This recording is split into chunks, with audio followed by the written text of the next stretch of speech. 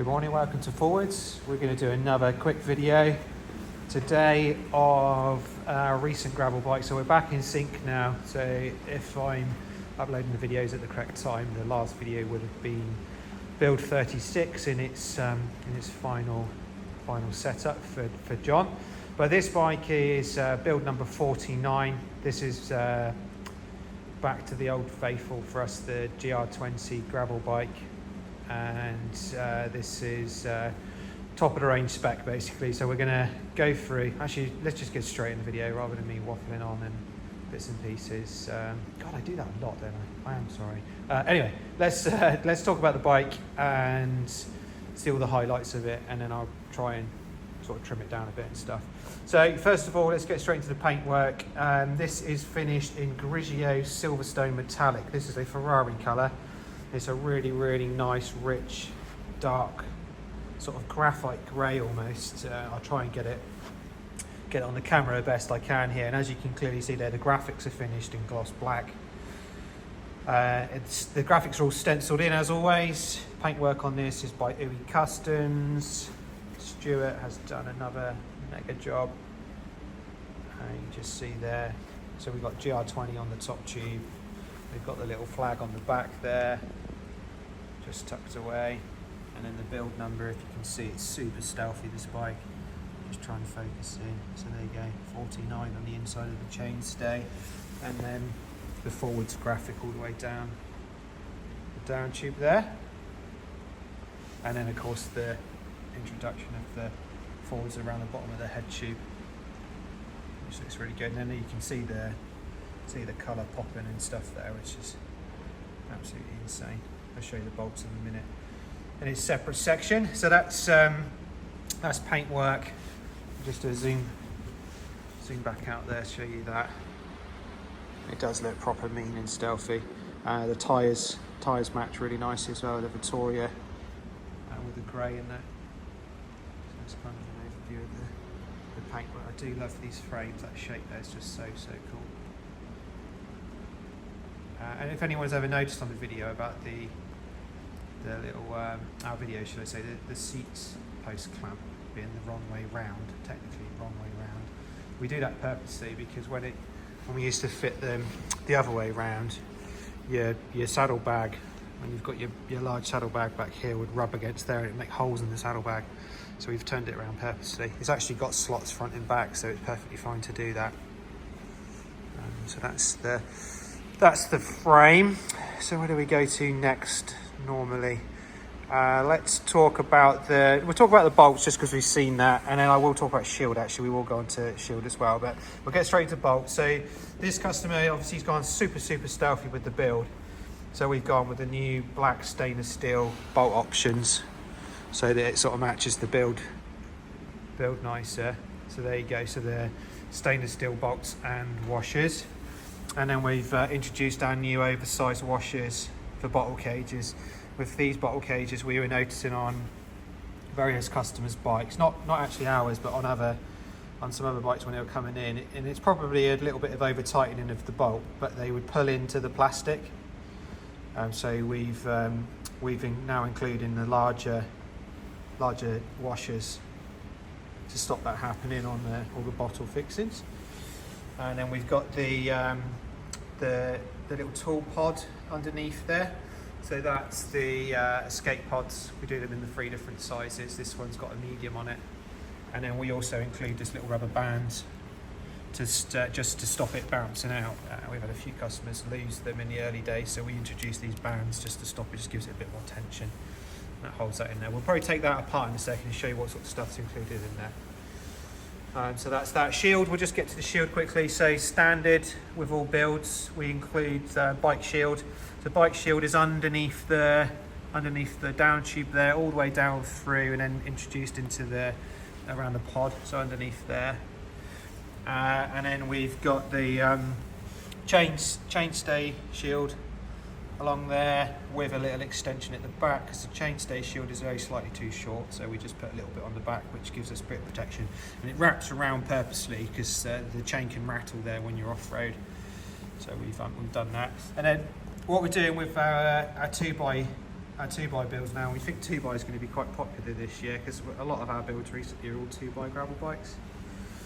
We'll get into the group set in a sec though. We just put a little tiny bit of shield underneath there, and that's just in case the chain sort of bounces up. So when it's in the lower ring down here, there's an opportunity for it to bounce. Even with the clutch on, it can bang up. It'll bang up under there and then hit that. So we've just wrapped a nice bit of clear shield there. You can't really see it, but it's you know, I'll sleep better knowing it's not going to chip there. And normal shields around the bolts there. The brake caliper bolts, just for when you're popping your disc and give it a little bit of a chance of protecting the disc will catch the frame potentially as you're sort of sliding that in. This customer has got 2 wheels, so it'll be quite important for him. And then we also put a bit on the inside of the front one just in there as well, if you can see it. Phone struggling with a bit of noise there. These videos are all recorded on an iPhone, by the way. We haven't got a fancy camera. So that's that. It covers the shield off nicely. So let's get to the cockpit where we normally get to. So full Pro Discover finishing kit as always with our GR20s and our gravel bikes now. So we've got the Pro Discover stem, and that's 110mm. And then the bar wise, we've gone with the 12 flare Pro Discover again, and it's a 42 width. Bar tape, as always, is finished with the BHT 16 bar tape. That's the 3.5mm bar tape. Any of you people loving the measurements here, this one's we've measured to 50mm. So 50mm on this side, 50mm that side. And any super geeks underneath, we also have got our insular intake for our cables measured at 40mm. So they're 40mm tape going around and an extra bit under here. That's underneath, you can't see it, but again, I'll sleep better knowing that I did that properly. So that's all that. Spacers, just so we can geek out on the spacers quickly. So this, the bike fit for this customer is actually saying that we're going to want the front end lower than this, and then I'll actually do a zoom back in a minute and we'll show you the geometry on the bike because it's quite interesting. So I'm playing safe though, so the sort of the fit is saying get rid of the spacers and have it slammed, but we don't want to take that risk at just chopping it down immediately. We want the customer to have a go on the bike. This is a whole new thing for him, gravel riding. So we're going to leave a 15mm spacer underneath with the 5/6mm that we get from the Di2 mount there, and that's going to give us 20mm, 21mm of spacing underneath. Gives us plenty of breathing space in case we need to.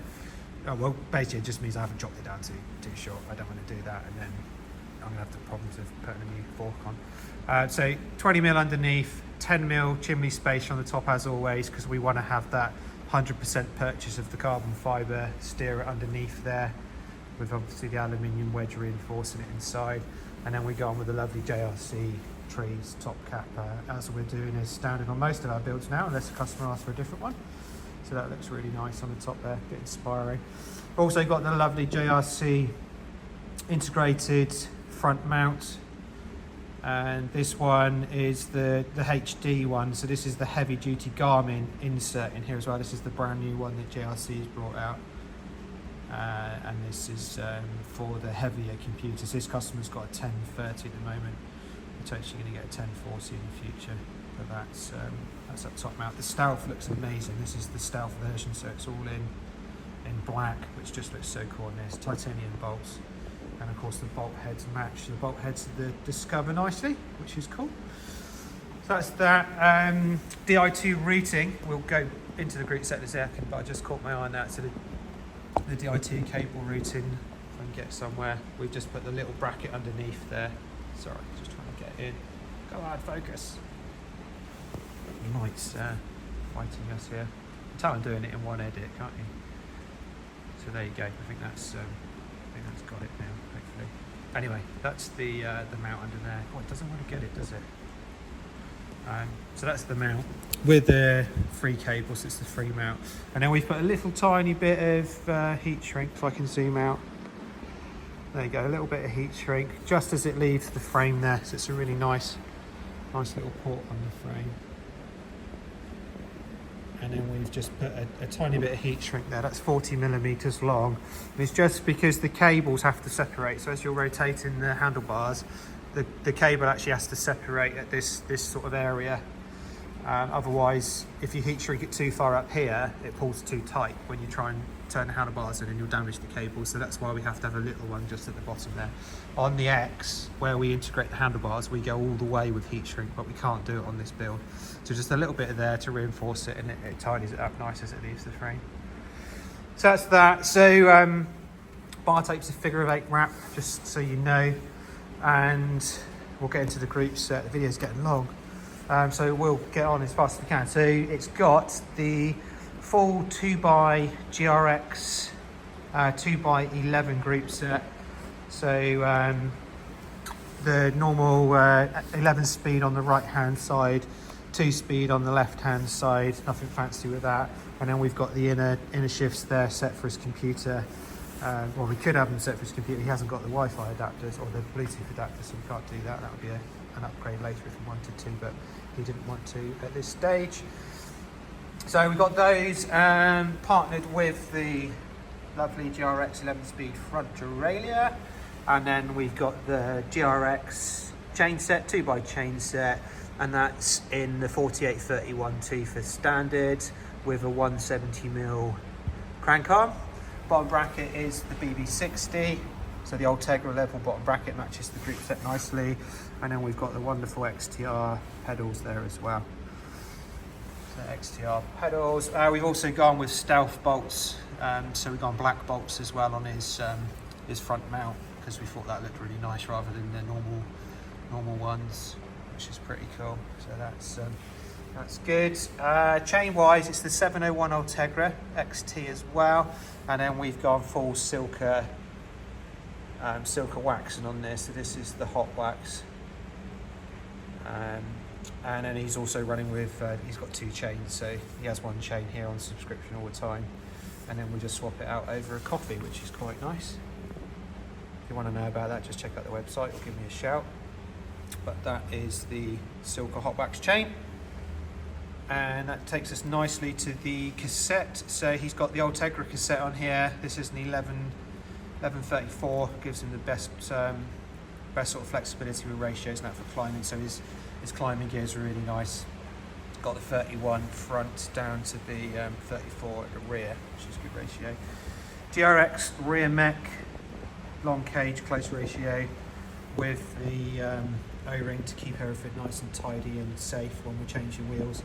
Especially good, that little O-ring mod, if you are changing wheels a bit, because you're not going to catch it.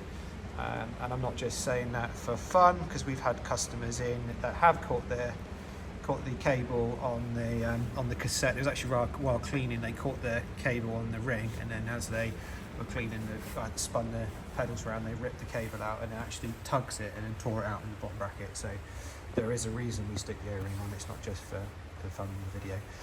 I'll show you the wheels quickly while we're on this side. So these are the wonderful new Hunt wheels, and they are the brand new 35 carbon gravel. So they've actually got a new hub body, and these have got the H ratchet, so the Hunt H ratchet. We'll do a actually we can just do a pedal backwards and hear how loud they are. Obscenely loud, like proper loud. I mean, I'm barely turning the pedals back there. We definitely need our ear defenders when we're in the shop today. Just one of those back. So these have got the different ratchet system on. So these are very similar to the DT Swiss ones, where it's a rotary ratchet instead of the normal pull ratchet. There'll be a better description now. Sorry, Hunt, if I've got that wrong. And you've got like the UD carbon finish on these wheels. I don't know if you've had a look at them yet, but they're really smart. Instead of just a painted surface, so that looks really cool. We've wrapped those in the Mezcals, Vittoria Mezcals, in a 44. Just wanted to offer this customer a bit more confidence with his first gravel bike. I'm using these wheels at the moment. I raced these recently down in the Mudfest down in Exeter near Honiton, and they were actually okay. I mean, I don't think anything would have got grip, but in normal conditions, they're absolutely sublime, these tyres. I absolutely love them. Downside, of course, that you get with Victoria is the tyre tread runs out quite quickly, but that's the cost of the grip you're getting. So the compound is so soft, you're getting tons and tons of grip, but they wear out. So there's obviously just a decision to make there. Do you want to actually have grip but the tyre wear out, or do you want to have no grip and the tyre lasts forever? I definitely would be the former choice from our motor racing background. But there we go, so that's the Vittoria Mezcal in a 44, and then we've stuck 100 mm of sealant in there. That's a lot more than James would like, but I always run 100 because it gives me a bit more space to get customers' confidence with their tubeless setup. This customer's the first time he's going tubeless, so this needs to be really good for him. It's got orange seal in there as well, by the way. So that's how we've done that. So that covers that bit. It's got our normal seat posts, so the 180 gram forward seat post that we get from the same factory as the frames. And then we've got the wonderful Pro Stealth saddle. So he's been measured up on the measuring device upstairs. This is a 142. And that's the Pro Stealth Performance saddle. We do all the fitting in that for the saddles if anyone's interested in the saddles.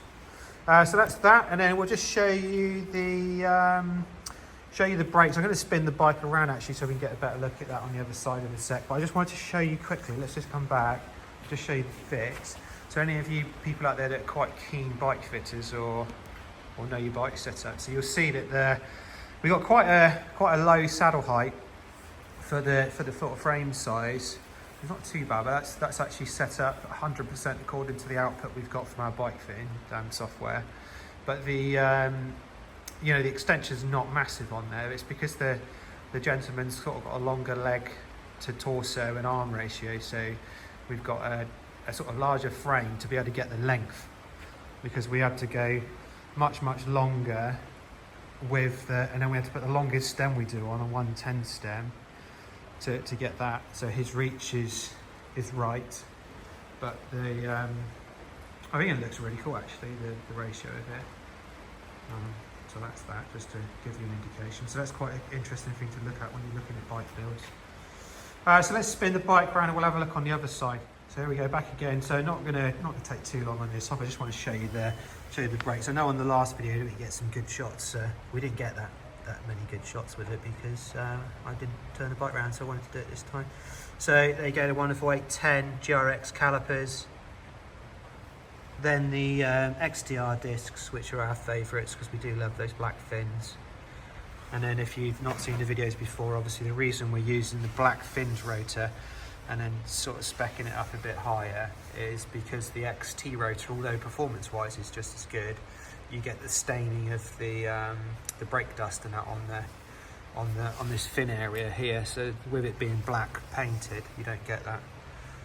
So that's why we do that. XTR pedals we've already shown you. That bottom bracket, we get a proper shot on that on this side. Bit of dust there, we need to give it a polish before he comes to get it. And then that wonderful front setup as well, so the GRX caliper with the 160 rotor. So yeah, it has got 160 by the way. 160 all round with the 160 on his other wheels. I'll show you the other wheels in a sec, and then we'll also just pop this pod open and have a look inside there. So these are the road wheels for this customer, and he has opted for the Hunt 40 Aero carbon wheels and the Vittoria Rubino Pro tyre, and they're in the 730s. Could go to 32 even on this bike. There's so much clearance on it you could do with that. And then we've got the 160 rotors as standard, same cassette just to match the back, so exactly the same ratio, so 1134 on there as well. And worth noting actually, just really quickly, that we have got the muck-off valve caps that we fit as standard. So these are the little black muck-off valve caps, perfect for this build. Obviously everything's black. And then what we do on the rear one is we fit a valve cap with the built-in valve cap remover tool as well, just so the customer's always got that with them. So here you go, is this is the escape pod. This is our common sort of setup for these. Maybe I'll do a separate video. This might even be a separate video, but this is going to be edited into the Build 49 video regardless. Just show you what we've got in here. So we just got the X tool, So Toe Peak X tool, and all of this stuff we've tested and checked. So we've been on the trail and actually been riding with all this stuff and had to do repairs and stuff. I think I was using this one when I did the Edinburgh trip with Jenny. But the important thing is, from our perspective, is we only stock 2 types of of tools. And this one, and then we've also got the Hexus up there somewhere. There you go, Hexus X, just zoom in there. So that one as well. So the important thing is to check that these are compatible with everything on the bike that you need. And one of the key things on the GR20 is for the hanger bolt. The hanger bolt for the for there. So you need to have that there. So as long as you've got that, you're all covered. We give all our customers a free dropout in as part of their service, their normal service kit. So we give them a box of bits. Maybe I'll show you that in a minute as well. But we give them a spare dropout, and it's really important if you are bike packing and doing adventures to always carry one of those. So to not give it to a customer doesn't really make sense to us. So we give them a spare one, and then we have hundreds of these in stock anyway. So have one of those in your tool pod, and then if you've had a tumble, I did once when I was doing an Instagram picture, dropped it on the mech and it bent that, so it ruined my gears, but just changed the dropout out and then I could carry on riding, which was great. So one of those in there. These are pretty cool hack actually. Maybe I should send that into GCN and show them. Anyway, these are cut down tyre repair kits, or tyre repair bung for a car tyre. So it normally has a big metal spike on it, and maybe if you've got space in your kit, leave the metal spike on it and then take a knife with you to cut it down. But basically what you use those for are the really, really big holes in your tyre that your sealant can't repair. I have in the past been able to just pop the side of the tyre off. You peel this blue stuff off, you don't use the blue stuff, this all comes off. And then I've actually pushed that through the tyre from the inside. When it's flat, obviously take the side of the tyre off, push that through, and then you hold the knobble out while you pop the tyre back on. And then if you hold that when you blast it, it's actually sticks on the inside of the tyre with a sealant, and then the sealant blocked it up, and it actually worked. It was really cool. The main reason I have them in my kit is I also carry a spare tube, a lightweight spare tube. If everything's gone wrong and my sealant just isn't working with this setup, which I'll show you in a minute, what you'll do is you'll just pop your tyre off, put that in, and then stick a tube in. But this just fills a massive hole, and it's super strong, so it's almost like a permanent repair. It's quite good. Then we use the CO2 inflator for this gentleman. We've got that in there. Obviously you can use a pump as well. Key thing with using CO2 with your sealant is to make sure that you're injecting the CO2 away from the sealant. So you'd have the valve at the top here, for example. We'd have the valve up here, and then the sealant would be running at the bottom. You don't want to have the valve at the bottom with the sealant and then just blast CO2 straight into the sealant, because that's when you get the problems with it freezing up the sealant and making a mess of everything. But this is really an emergency to help you get back quickly. They're not expensive, and they're fairly light to carry with you. So that's one of those. Then we've got the muck-off normal sort of slug tool. So we use these, so that's got your pointer there to push it in. We're gonna have to give this customer tuition with all this. But we found these are pretty cool. The T-bar, maybe it's not the most ideal sort of setup. Just put that back on. Maybe the T-bar isn't the best setup because it's quite big and cumbersome in your kit, but it does fit in our pods, and it does give you better purchase when you're pushing it in. It's got a little built-in file there as well to clean up the hole, and then you've got your different slug strips there as well, which is pretty good. Then the tool pods come with an inner liner, so those liners are pretty cool to stop it rattling. And then you've just got your empty pod, which is just kind of like a bottle with a screw top and a little soft loan top.